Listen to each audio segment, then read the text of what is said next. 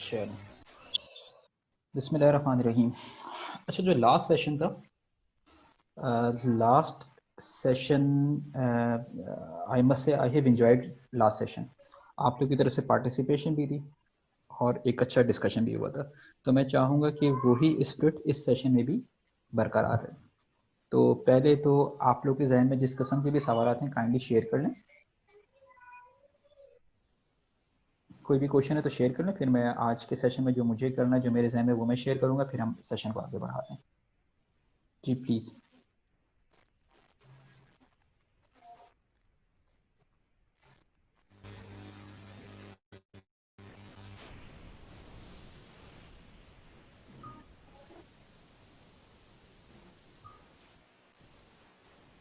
Hopefully मेरी आवाज़ सब तक आ गई है और मैं पिछले सेशन या रिकॉर्डेड वीडियोस जो शेयर कर चुका हूँ उसके हवाले से क्वेश्चंस इनवाइट किए हैं। अगर कोई क्वेश्चन है तो ठीक है, वरना हम सेशन स्टार्ट कर देते हैं, डिस्कशन स्टार्ट कर देते हैं इन पर।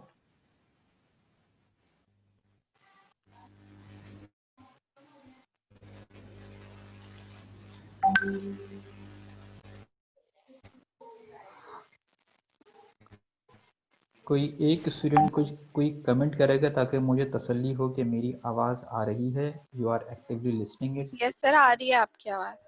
यस सर, आपकी आवाज आ ओके गुड।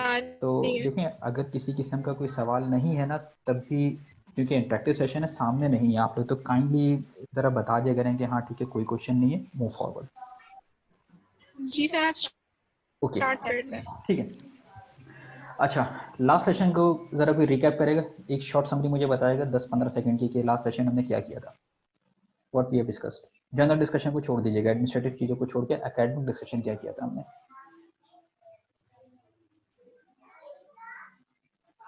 यहाँ बोलना है आप लोगों को।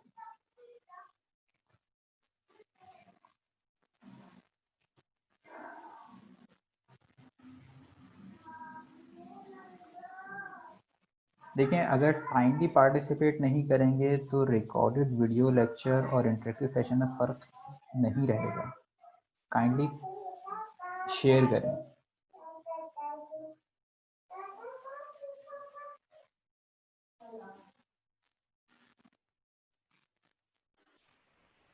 सर आपने 4 जो है ना फिनोमेना हमारे साथ शेयर किए थे, इसमें अपॉइंटमेंट्स, इलेक्शन, नॉमिनेशन और सिलेक्शन थी। इसमें अपॉइंटमेंट जो है वो एक लॉन्ग टर्म जो है रिस्पॉन्सिबिलिटी थी, जो कि एक किसी शख्स को दे दी जाती थी कि आपने ये काम करना है। जैसे ड्रग इंस्पेक्टर उनकी क्वालिफिकेशन देख के, स्क्रूटनी वगैरह करके, इंटरव्यू करके उनको पर्टिकुलर क्राइटेरिया पे पीपल जो ठीक है, है वो किसी को वोट देते हैं, ठीक जिसमें है, बिल्कुल बिल्कुल ठीक बात है, उनकी मैं एग्री एबिलिटीज कर नहीं रहा हूँ। देखी जा रही होती, क्राइटेरिया नहीं दिया जाता। हाँ, मैं यस सिर्फ सर। ये कह रहा हूँ कि ये था एक साइड डिस्कशन। मेनली हमने क्या चीज़ डिस्कस किया था, बिल्कुल सही पॉइंट आउट कर रही है, ये 4 पॉइंट्स हमने डिस्कस किए थे, 4 पॉइंट हमने डिस्कस की थी। लेकिन ये किस कंटेक्स्ट में हमने डिस्कस किया था? क्या हम जनरली ड्रग एक्ट 1976 को देख रहे थे या कोई स्पेसिफिक सेक्शन हम देख रहे थे? सिर्फ रिकॉल कराना चाह रहा हूँ ताकि हम फिर वहीं से कंटिन्यू करें।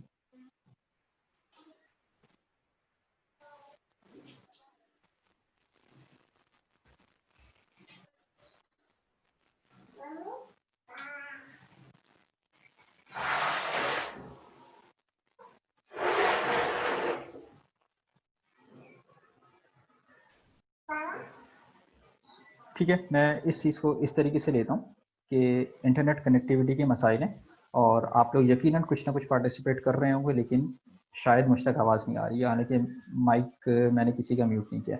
बहरहाल, आज हम ड्रग एक्ट 1976 में जो डेफिनेशंस हैं इनको डिस्कस करना शुरू करते हैं और हमारा ऑब्जेक्टिव ये होगा कि हम किसी भी लॉ को डिटेल में किस तरीके से पढ़ेंगे। अभी तक हमने इसके मुख्तलिफ पोर्शंस देखे हैं। पोर्शंस के बाद हमने कुछ इनके पोर्शंस के बाद हमने इनके चैप्टर्स को ज़रा देखा है कि किस तरीके से डिस्ट्रीब्यूट हुआ है लॉ। और आज हम ये कोशिश करेंगे किसी एक चीज़ को, किसी एक डेफिनेशन को, किसी एक टेक्स्ट को डिटेल में डिस्कस करने की कोशिश करेंगे। तो स्टार्ट हम इस तरीके से करते हैं कि देखें, ये ड्रग एक्ट है, एक्ट का नाम क्या है? The drugs act. तो सबसे पहला सवाल हमारे जहन में ये उठना चाहिए कि व्हाट अ ड्रग इज़। अब ड्रग क्या होती है आप लोग शेयर करेंगे ड्रग के हवाले से, ड्रग का जब भी नाम आता है तो आपके जहन में क्या कॉन्सेप्ट आता है? मैं मतलब ये सही या गलत डेफिनेशन की बात नहीं कर रहा, just want to share your want you to share your opinion. तो काइंडली आप में से 1 से 2 लोग तो कम से कम अपना ओपिनियन शेयर करें कि ड्रग क्या होती है। और मैं इस पर ड्रग मेडिसिन का फर्क नहीं पूछ रहा, मुझे सिर्फ आप बता दें कि ड्रग का नाम आते ही जहन में क्या कॉन्सेप्ट आता है। प्लीज कम से कम 2 लोगों के तो मुझे कमेंट चाहिए।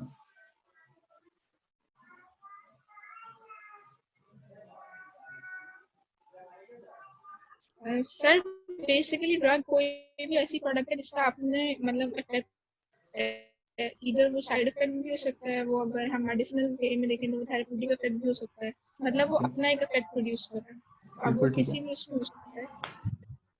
ठीक है, कोई भी ऐसा केमिकल सब्सटेंस है जो बॉडी में किसी ना किसी किस्म के फिजियोलॉजिकल फंक्शन को अल्टर कर यस रहा है, उसके रिस्पॉन्स में पॉजिटिव थेरेपेटिक एक्शन भी आ सकता है, अनवांटेड इफेक्ट्स भी आ सकते हैं। ओके, इसके अलावा कुछ और ऐड करेंगे?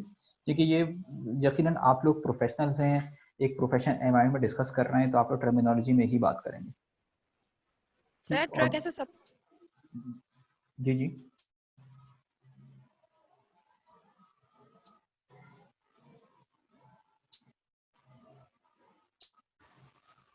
होता है जो डायग्नोस प्रिवेंशन। हेलो, जी जी मुझे आवाज़ आ रही है। ड्रग ऐसा सब्सटेंस जो डायग्नोस, प्रिवेंशन, ट्रीटमेंट के लिए इस्तेमाल होता और है। ट्रीट किसी भी डिजीज की। ठीक है, सही है। अच्छा, अब देखें ऐसा है कि ये ड्रग, अब और लोग भी कमेंट करेंगे तो तकरीबन यही चीज़ होगी, बेसिक कॉन्सेप्ट यही रहेगा, अल्फाज थोड़े से डिफरेंट हो जाएंगे। अब हम ये देख रहे हैं कि देखें ये तो आप एक प्रोफेशनल एनवायरनमेंट में बात कर रहे हैं, तो ये वाली बात होगी, बहुत सी चीज़ें फॉर ग्रांटेड लेते हैं कि सामने वाले बंदे को ये बात पता होगी कि यार फर्स्ट ईयर से पढ़ते बाहर हो, ये तो पता ही हो।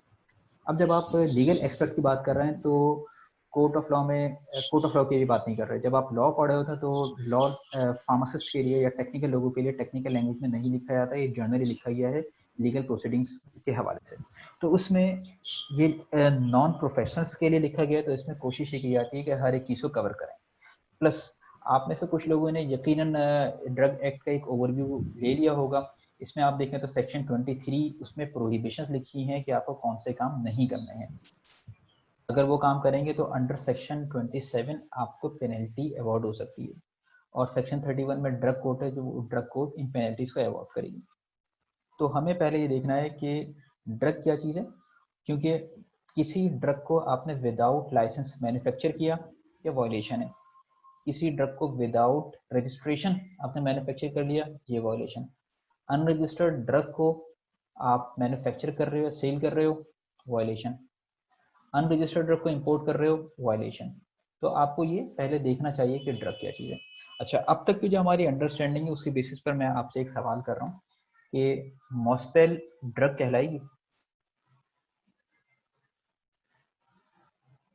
ये क्वेश्चन है जिसका मुझे जवाब चाहिए, जवाब नहीं, इनपुट चाहिए आपका। सर मॉस्पेल, काइंडली आप क्वेश्चन रिपीट कर दें। मैं सिर्फ ये सवाल है कि क्या मॉस्पेल एक ड्रग है? मॉस्पेल है ना, mosquito repellent. Yes yes yes, समझ गई। ड्रग मॉस्पेल को आप ड्रग कह सकते हैं? No sir. नहीं। सर ठीक है, मतलब देखें यस और नो की बात नहीं हो रही कि सही या गलत जवाब की बात नहीं है, बस आप अपना ओपिनियन शेयर कर दीजिए। बॉडी से उससे हमारी बॉडी में कोई फिजियोलॉजिकल चेंज तो नहीं आता, कोई बस फिजियोलॉजिकल वो चेंज नहीं आता। ठीक है, मतलब जो अभी तक आप लोगों ने नैरेटिव बिल्ड किया है बॉडी को हम फोकस कर रहे हैं, तो मॉस्पेल से बॉडी में कुछ नहीं आ रहा, जो भी हो रहा है बाहर ही बाहर हो रहा है। तो इस बेसिस पे आप लोग कह रहे हैं कि ये ड्रग नहीं है। ओके ठीक है। इसी तरीके से एक और सवाल है कि ये डिटॉल है, डिसइंफेक्शन के तौर पर इस्तेमाल करते हैं, फिनाइल वगैरह आप इस्तेमाल करते हैं डिसइंफेक्शन के लिए, ये ड्रग कहलाएगी? सर ड्रग तो कहलाएगी क्योंकि उसका इफेक्ट है, लेकिन अगर हम फिजियोलॉजिकल उसमें अगर हम मेडिसिनली चीज देखेंगे तो फिर वो विद इन आवर बॉडी तो वो कोई चेंज ऑल्टर नहीं कर रही है। वैसे ड्रग तो वो है, लेकिन उसका इफेक्ट तो सर वो हमारी बॉडी के अंदर तो नहीं होगा ना। अगर हम फार्माकोलॉजिकल उसका कोई एक्शन देखेंगे तो वो तो नहीं हो रहा, लेकिन एक अपना तो वो इफेक्ट दे रही है, ये ड्रग कहाँ से होगी? डिसइफेक्ट कर रही है। सही है। देखें हम इसको टेक्निकली डिस्कस अभी नहीं करेंगे, हम इसको लीगल एस्पेक्ट से डिस्कस कर रहे हैं ठीक, अच्छा अब मैंने आप सब लोगों से जो ओपिनियन लिया है सिर्फ इसलिए ताकि डिस्कशन को हम आगे बढ़ा सकें। अब मॉस्पेल ड्रग है या नहीं है, डेटॉल या फिनाइल ड्रग है या नहीं है, पैरासीटामोल ड्रग है या नहीं है, हमें ड्रग की डेफिनेशन पे परखना पड़ेगा जो ड्रग एक्ट 1976 में मौजूद है।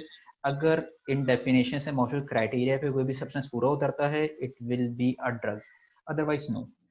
तो हम ड्रग की डेफिनेशन देखते हैं। ड्रग की डेफिनेशन अगर आपको देखिएगा कहाँ लिखी हुई है ड्रग की डेफिनेशन, आप इसे रेफरेंस मुझे दे सकते हैं कहाँ लिखा हुआ है?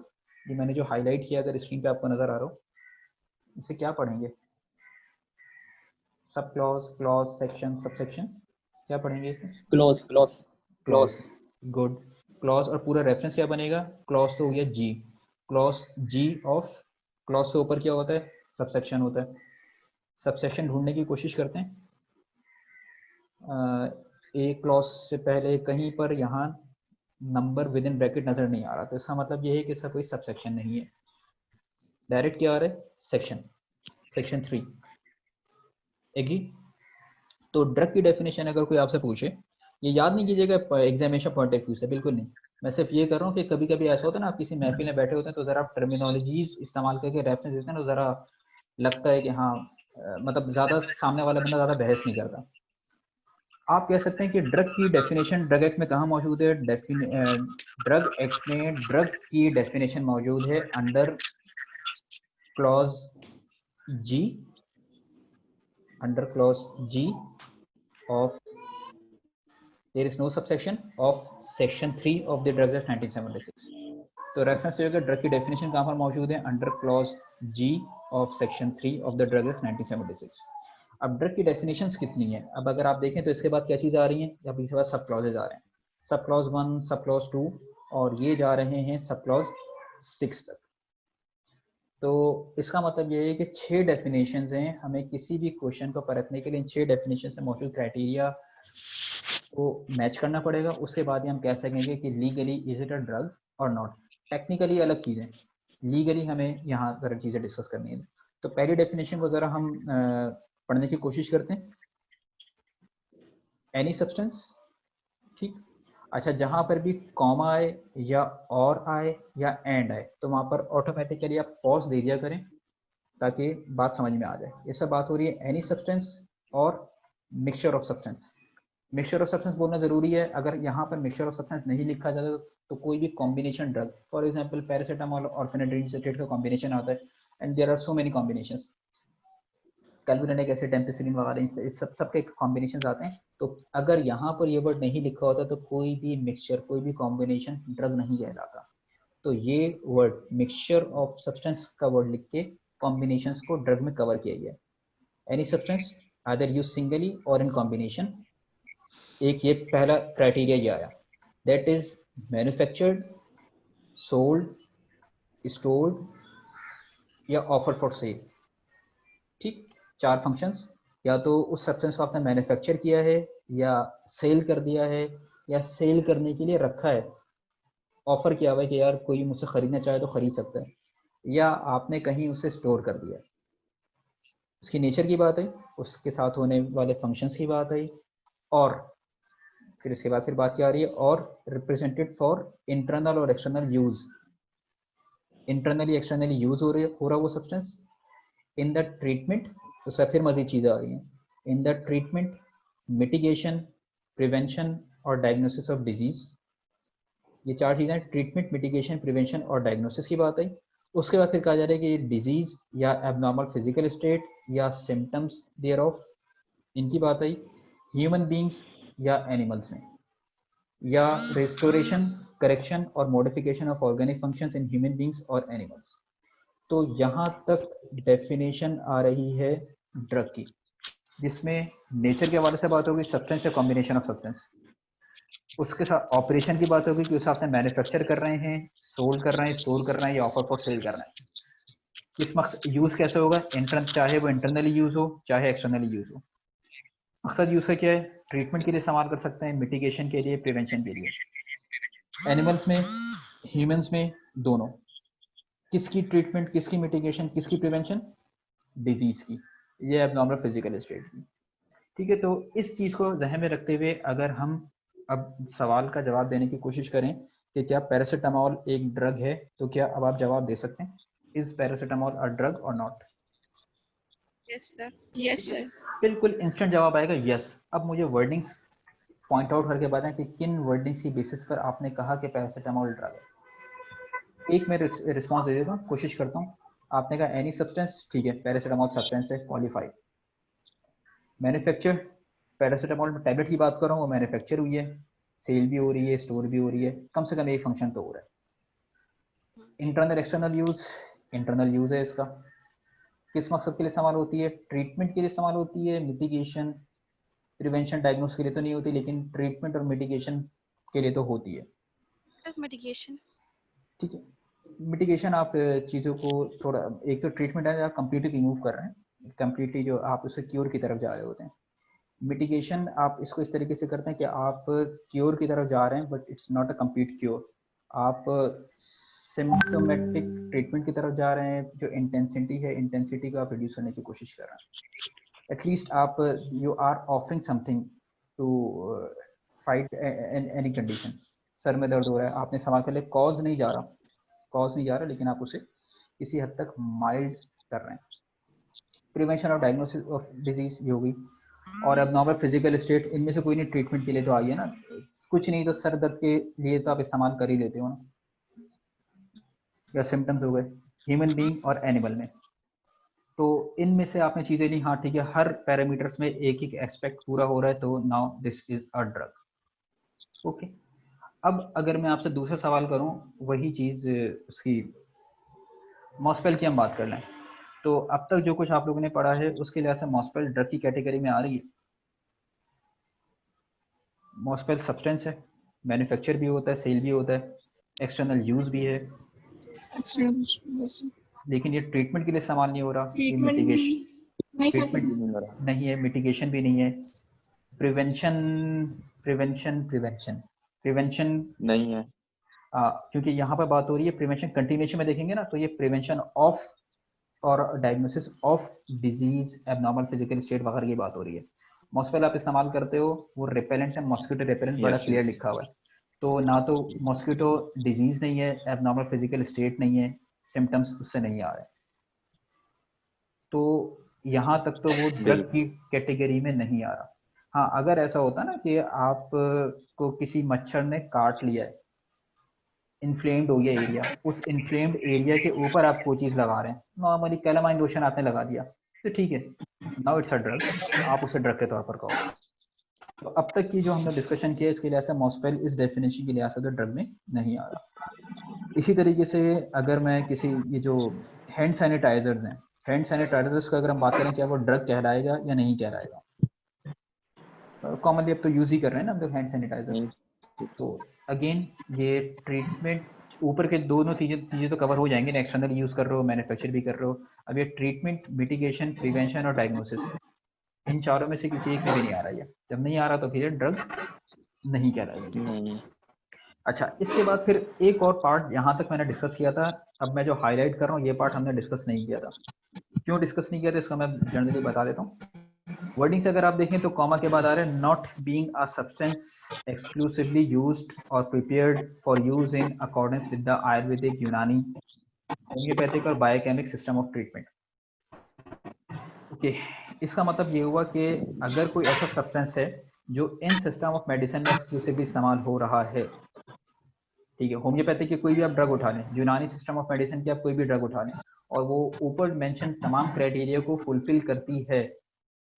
यूनानी मेडिसिन में बहुत से खमीरे होते हैं, माजून वगैरह होते हैं, वो इस डेफिनेशन से पूरा उतरना है, लेकिन हम ड्रग की इस डेफिनेशन में इन्हें शामिल नहीं करेंगे।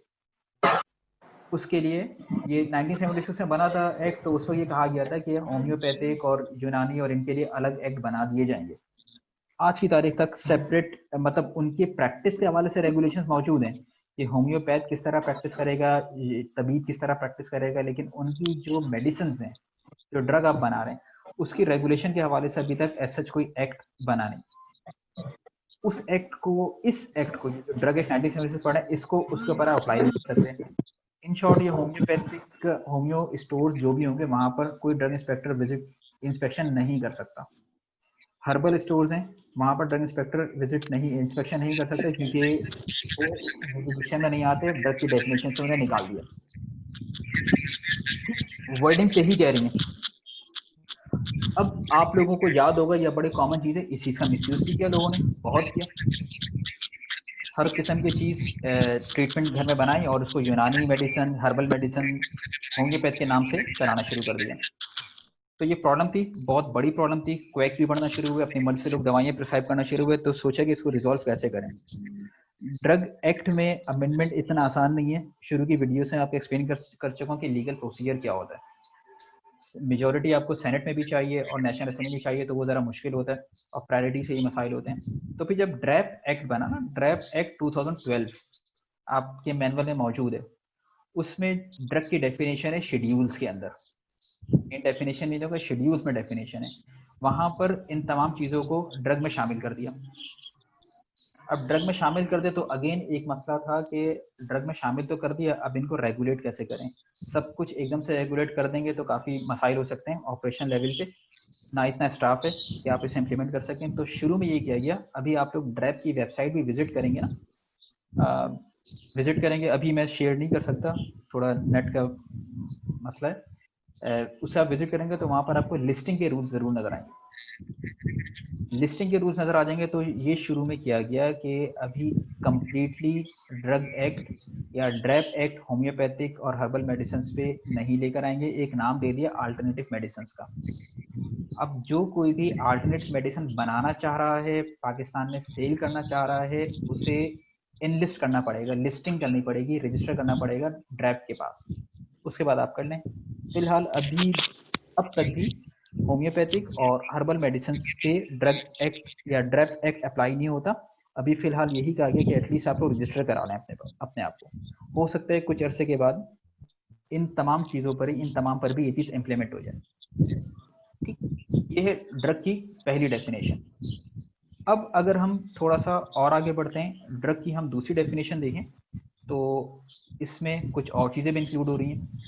अब ये वो चीज़ें, अगर आप देखें तो कॉन्ट्रासेप्टिव्स हो गए, devices, surgical ligatures, sutures, bandages, disinfectants, bacteriophage, adhesive plasters, gelatin capsule and antiseptic solution. अब आप इनको देखें, ये सब ड्रग हैं। सिंपली जो हमारी जो पहली टेक्निकल डेफिनेशन थी, जो आप सब लोगों ने कहा था, क्या कहा था, हर वो सब्सटेंस जो फिजियोलॉजिकल फंक्शंस को अल्टर कर सकता हो उसे हम ड्रग कह सकते हैं। अब फिजियोलॉजिकल फंक्शन जरूरी नहीं कि थेरेपेटिक एक्शन हो, पॉजिटिव हो, वो नेगेटिव भी हो सकता है। ठीक, लेकिन जब हम बात करें जेलेटिन कैप्सूल्स की, तो जेलेटिन कैप्सूल्स का एज सच कोई थेरेपेटिक एक्शन शायद नहीं है, लेकिन उसे ड्रग में शामिल किया। ड्रग में शामिल क्यों किया, क्या रीज़न हो सकता है? क्योंकि जो कैप्सूल फॉर्म में, कैप्सूल डोजेज फॉर्म है, capsule dosage form gelatin capsule के बगैर बन नहीं सकता।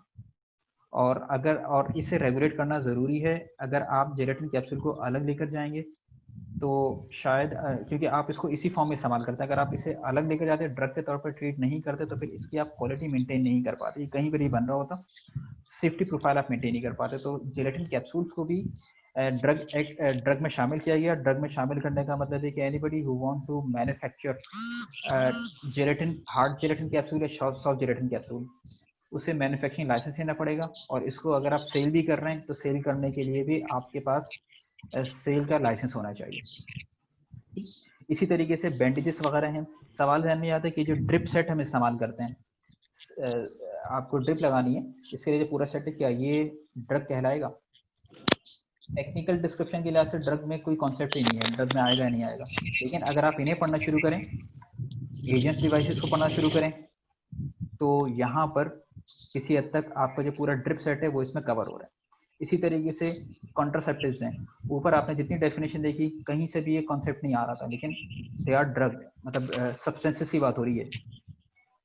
सर्जिकल लिगेचर्स हैं, एडिसिव प्लास्टर्स हैं। एडिसिव प्लास्टर्स बड़ी कॉमन चीज़ है। एडिसिव प्लास्टर्स हैं, आपको कोई प्रॉब्लम होती है स्किन पे, आप एडिसिव प्लास्टर इस्तेमाल करते हैं, according to the definition it is a drug.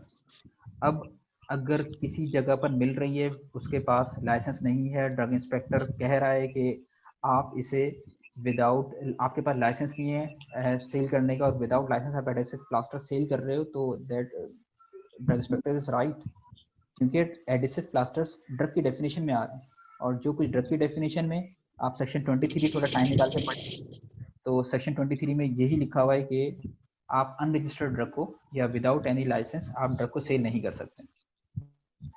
ठीक, इसी तरीके से नंबर 3 को आप देख लें। नंबर 3 पर आने से पहले एक सवाल का मुझे जवाब दीजिएगा, क्या एंटीबायोटिक्स ड्रग कहलाएंगी? Yes sir. एंटीबायोटिक्स ड्रग कहलाएंगी? कैसे कहलाएंगी, मुझे पॉइंट आउट करते हैं पॉइंट्स। एंटीबायोटिक्स बड़ा कॉमन है, आंसर है यस, लेकिन कैसे? डेफिनेशन और सेकंड डेफिनेशन की बेसिस पर अब तक जो हमने पढ़ा है, इसमें से मुझे वर्डिंग्स पॉइंट आउट काइंडली कर दीजिए कि किन बेसिस पर आप कह रहे हैं कि yes antibiotic is a drug. क्योंकि यहाँ पर बात हो रही है, अगर आप बात करेंगे ना, ये ट्रीटमेंट, मिटिगेशन, प्रिवेंशन और डायग्नोसिस ऑफ, तो यहाँ पर वर्ड लिखा हुआ है डिजीज का। इन्फेक्शन और डिजीज में फर्क है, ये तो आप लोगों को बहुत क्लियर होगा। इन्फेक्शन की यहाँ कहीं बात नहीं आ रही। एंटीबायोटिक ड्रग कहलाएगी या नहीं कहलाएगी? सर इन्फेक्शन के बाद ही आगे डिजीज प्रमोट होती है ना? नहीं, वो उसकी वजह से उसके ऑर्गेनिक फंक्शंस डिस्टर्ब होते हैं, या एबनॉर्मल फिजिकल स्टेट तो नहीं बोलेंगे, एबनॉर्मल फिजिकल स्टेट में मेनली ये चीज़ आ जाती है कि आपका कोई डिसलोकेशन हो गई है जॉइंट वगैरह की, या आपका जो थोड़ा साइकोलॉजिकल प्रॉब्लम्स आ रही हैं, मेनली जो है ना, देखें वो है इनडायरेक्ट चीज़ हो जाएगी। यहाँ पर हम ट्रीटमेंट के लिए इस्तेमाल कर रहे हैं, डायरेक्ट कॉज को ट्रीटमेंट के लिए इस्तेमाल कर रहे हैं, वरना तो मॉस्पेल भी आ जाता फिर। तो एंटीबायोटिक डिजीज और इसके लिए नहीं है, यहाँ पर कोई डायरेक्ट जवाब ऐसा नहीं आ रहा। आंसर यस है, antibiotic is surely a drug, लेकिन हम उन वर्ड्स को देख रहे हैं, किन वर्ड्स की बेसिस पर आप इसे ड्रग की कैटेगरी में लेकर आ रहे हैं। तो कुछ ना कुछ होगा, जब ये तो 6 डेफिनेशंस हैं, सेकंड में तो सवाल ही पैदा नहीं होता। यहाँ पर यहाँ से एंटीबायोटिक का कोई कॉन्सेप्ट नहीं आ रहा। हाँ, एंटीसेप्टिक सॉल्यूशंस है और डिसइंफेक्टेंट्स है, लेकिन एंटीबायोटिक ना तो डिसइंफेक्टेंट है और ना एंटीसेप्टिक सॉल्यूशन है, ये आप लोगों को बहुत क्लियरली पता है। फिर जब हम तीसरी डेफिनेशन पढ़ते हैं, तो तीसरी डेफिनेशन में कोई आप में से रीड करेगा काइंडली, कोई भी एक रीड कर दे इसे। आप में से कोई एक रीड कर दे। जी जी। Such substances intended to be used for the destruction or repulsion of such vermin, insects, rodents, and other organisms as cause, carry, and transmit disease. ठीक है, एक मिनट रुकिएगा, एक मिनट रुकिएगा। यहाँ से दोबारा पढ़ें, रोडेंट्स के बाद से, रोडेंट्स के बाद and से other organism as cause, carry और transmit। ठीक है, transmit disease। डिजीज की बात आ रही है ना, वहां पे ठीक है, वो टेक्निकल टर्म इस्तेमाल नहीं है, इन्फेक्शन डिजीज में फर्क होता है, हमें पता है, लेकिन बार अब यहाँ इधर से अब आप देख लीजिएगा, अब एंटीबायोटिक एक्ट किसके अगेंस्ट करती हैं? किसके अगेंस्ट, मतलब टेक्निकली आप बात करेंगे ना, हाँ, बैक्टीरियल इन्फेक्शन में इस्तेमाल होती हैं, तो बैक्टीरिया के खिलाफ काम कर रही है ना एंटीबायोटिक्स। एंटीवायरल की बात करेंगे तो फिर वो हो जाएंगे, एंटी फंगल की बात करेंगे तो फंगल्स के फंजाई के खिलाफ काम करेंगी। तो यहाँ से अब हम सवाल का जवाब निकालने की कोशिश करें कि क्या एंटीबायोटिक ड्रग है, तो हम उसका जवाब यहाँ से निकाल रहे हैं।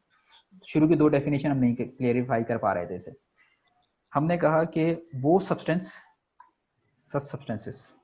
ठीक है, use for the destruction. Antibiotic destroy करती है ना, डिस्ट्रॉय करती हैं ज्यादातर, ठीक है, किसी मोड अलग होता है डिस्ट्रॉय, फिर चीजों को स्किप करके फिर आप आ रहे हैं ऑर्गेनिजम्स, वो ऑर्गेनिज्म कॉज, कैरी और ट्रांसमिट।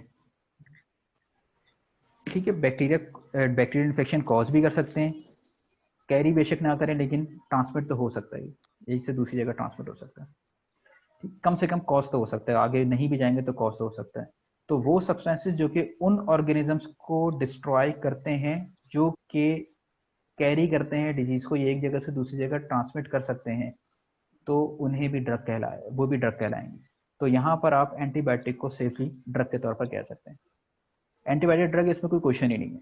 यहाँ पर हमने ये पूरी एक्सरसाइज की है ताकि आप स्पेसिफिक वर्डिंग्स को निकालें, और लॉ में हमें यही इसी तरीके से पढ़ना होता है कि जस्टिफिकेशन कहाँ से निकल रही है किसी भी चीज की। ठीक, अच्छा, अब जरा मुझे एक और चीज ये बताइएगा कि हमने कहा कि वो सब्सटेंसेस जो डिस्ट्रक्शन या repulsion of such vermin, insects, rodents वगैरह जो कि कैरी करते हैं, ट्रांसमिट करते हैं और डिजीज करते हैं ह्यूमन बीइंग और एनिमल, और for disinfection in residential area और इन प्रीमिसेस फूड इज मैन्युफैक्चर, इन सबको आप ड्रग कहते हैं। अच्छा, मुझे ये बताएं कि रोडेंट्स हैं, रोडेंट्स किसी किस्म की कोई डिजीज कैरी करते हैं या ट्रांसमिट होती है उनसे, चूहों से कोई चीज ट्रांसफर होती है, कोई डिजीज? रेबीज। और कुछ? मतलब एक बात तो तय है ना कि इनसे डिजीज ट्रांसमिट होती है। प्लेग, प्लेग तो इनसे ही होता था ना, ताउन जिसे हम उर्दू में कहते हैं, वो तो रोडेंट्स के थ्रू ही ट्रांसमिट होता है। तो इसका मतलब है कि रोडेंट्स करते हैं हर वो चीज जो इनकी डिस्ट्रक्शन के लिए इस्तेमाल होगा, वो भी ड्रग कहलाएगी। वर्डिंग सही बन रही है?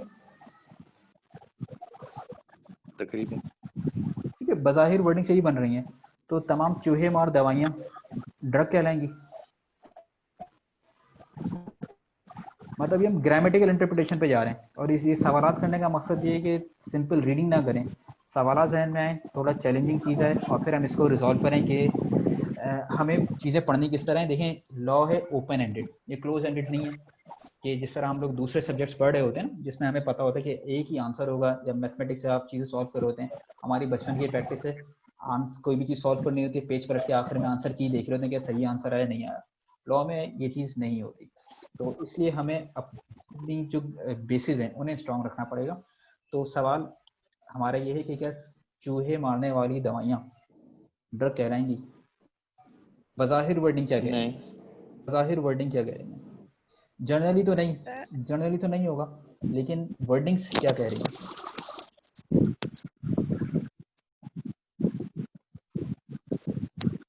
वर्डिंग से देखा जाए तो कहलाएंगे। ठीक है, वर्डिंग से ठीक है, वर्डिंग से अपेरेंटली यही बात आ रही है, हर वो चीज़ जो कि चूहे को मारने के लिए इस्तेमाल होगी वो ड्रग कहलाएगी। अच्छा, कभी हम चूहे को मारने के लिए झाड़ू या डंडा इस्तेमाल करते हैं ना, मारा होगा, किसी ने तो मारा होगा या देखा होगा। झाड़ू ड्रग कहलाएगी? Yes sir. झाड़ू ड्रग कहलाएगी? झाड़ू या डंडा ड्रग कहलाएगा? आंसर आएगा नो, आंसर आएगा नो। लेकिन वर्डिंग क्या कह रही है? वर्डिंग तो सपोर्ट कर रही है, apparently, apparently they are supporting. क्या चीज है? Substance intended to be used for the destruction. ठीक है, किलिंग की बात नहीं है, चलो डिस्ट्रॉय तो कर दिया ना, सब कोई सिस्टम ही खत्म हो गया। ऑफ सच वर्मेन, इंसेक्ट्स, रोडेंट्स, अब अभी तो मैं सिर्फ रोडेंट की बात कर रहा हूँ, इंसेक्ट्स तो जा ही नहीं रहा, मक्खी, मच्छर, ये सब इसी में आ रहे हैं, वो चीजें जो कि कैरी कर सकते हो। तो पजलिंग क्वेश्चन कुछ इस तरीके का बन रहा है कि क्या झाड़ू ड्रग है? जवाब ये होगा कि नहीं। क्यों नहीं होगा, हमें इसको देखना है। मीटिंग का टाइम खत्म हो रहा है, तो मैं इसको एक कंफ्यूजन से बचने के बता देता हूँ। आप इसको देखेंगे, वर्डिंग इंपॉर्टेंट वर्ड क्या है, इंपॉर्टेंट वर्ड जो कि इस पजल से निकलने में, इस कंफ्यूजन से निकलने में आपको मदद देगा। और ये वही वजह है कि आपको इसमें एक एक सेंटेंस नहीं, एक एक वर्ड केयरफुली पढ़ना है। इसे जरा गौर से देखें जो मैंने हाईलाइट किया है। Intended, such substances intended to be used for the destruction or repulsion of। झाड़ू का यूज करने का इंटेंशन चूहे मारना नहीं है। झाड़ू का इंटेंशन क्या है? इंटेंशन है क्लीनिंग, सफाई। ठीक है, वो क्लीनिंग है। वो इंटेंशन चूहे या मक्खी या मच्छर मारना नहीं है। आप उसे मार रहे हैं तो फिर आप उस चीज को जिस मकसद के लिए नहीं बनी थी उसके लिए यूज कर रहे हैं, मिसट्रीट कर रहे हैं। आपके इवन जो पेन होते हैं ना, हम पेन को भी तो मिसयूज करते हैं। पेन हमारे किस लिए इस्तेमाल होता है? लिखने के लिए इस्तेमाल होता है। इंटेंशन यही है, एटलीस्ट इंटेंशन यही है। लेकिन आप उसे बहुत सारे कामों में इस्तेमाल करते हैं, मतलब उसे स्केल के तौर पर भी इस्तेमाल कर रहे होते हैं, क्लास में बैठे होते हैं तो टॉर्चर के लिए भी इस्तेमाल करते हैं। ठीक है, अच्छा, यहाँ पर मीटिंग का टाइम थोड़ा सा हो रहा है ख़त्म। मैं ये करूँगा कि मैं इसी तरीके से यहाँ पर मैं स्टॉप कर रहा हूँ और एक नया लिंक शेयर कर रहा हूँ। ज़्यादा लंबा नहीं लेकर जाऊँगा, 10 से 15 मिनट में नेक्स्ट मीटिंग में ख़त्म कर दूँगा। ठीक, सही है। Okay sir. यहाँ पर मैं एंड कर रहा हूँ और फिर मैं इसी तरीके से भी शेयर करता हूँ। Thank you.